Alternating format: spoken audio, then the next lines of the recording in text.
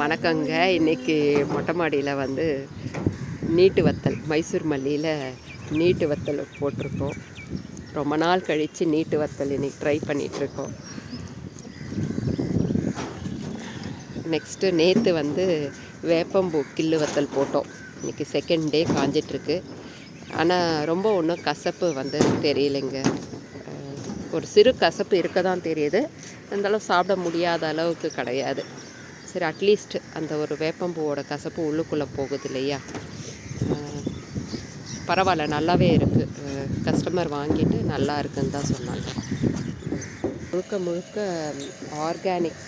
இதில் போட்ட 10 பொருட்களுமே ஆர்கானிக் பொருட்கள் போட்டு தாளிப்பு வடகம் இருக்குது. இந்த வாட்டி கொஞ்சம் வந்து விளக்கெண்ணெயை கம்மி பண்ணி போட்டிருக்கோம். ஏன்னா கொஞ்சம் ரொம்ப கருப்பாக ஆகிற மாதிரி தெரியுது.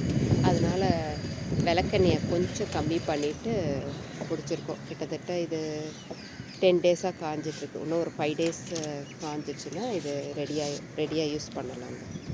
நன்றி, வணக்கம்.